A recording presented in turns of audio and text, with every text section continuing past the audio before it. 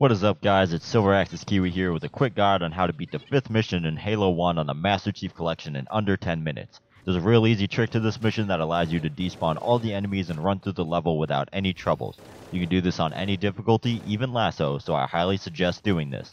First, you'll have to go through the enemies that spawn in the doorway and then run through this room and out to the bridge where we now have to do the hard part. Take a left when you get outside and there may or may not be a grunt in this corner you can kill real quick. Jump off the ledge and keep holding forward so you hit the side and bounce off onto the ground unscathed.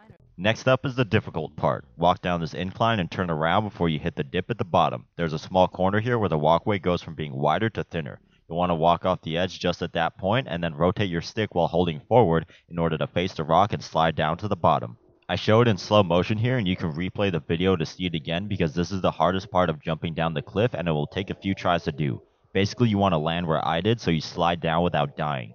Make sure to keep running forward so you don't slip off the edge when you hit the bottom. Next up, you'll walk all the way until you hit a dip in the ground. Make sure you're in the old graphics settings so you can see it. Plus the map looks pretty wonky in new graphics at this part anyways. You'll walk past this dip and up to the first turning edge you see on the map. At this point you'll want to look down and line yourself up by aiming at the top of this black spot on the rock. Then all you have to do is walk off the edge and it'll hit the rock at the bottom just right so you don't die. After that, you now wait for the Pelican to drop off the Marines and the Warthog so you can hitch a ride over to where the Scorpion tank is. Make sure not to stand too close because it does hit the ground pretty hard when it lands.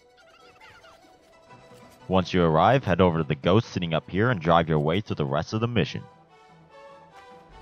You will eventually come to a point where you go up an elevator and come to this bridge. You'll need to jump the gap in order to progress because one of the doors ahead of you will be locked. You'll know when you get here because this is the only other bridge on this mission that looks like this that you'll cross. You'll have to crouch jump up onto this pillar and then hop on top of this skinny glass window here so you can jump to the other side. And up, alright, didn't make it that time. Hey, give me a break, man, alright, jumping's hard, I'm white. Hey, look at that, totally made it on my third try, didn't edit out any more attempts or me possibly falling off the edge. But if you do fall off, there's a checkpoint where you first enter the cave soon after you get your ghost, so it's about a 3-minute travel time if you mess up.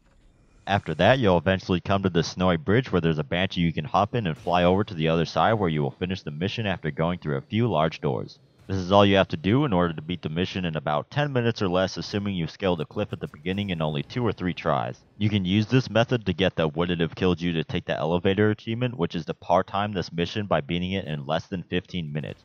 All the other missions you can put on easy difficulty and run through them, but this one specifically required a special circumstance, so I made a video for it. I have a bunch more achievement guides and lasso walkthroughs coming up, so make sure to stay tuned for those. I hope you enjoyed the video and I'll see you next time.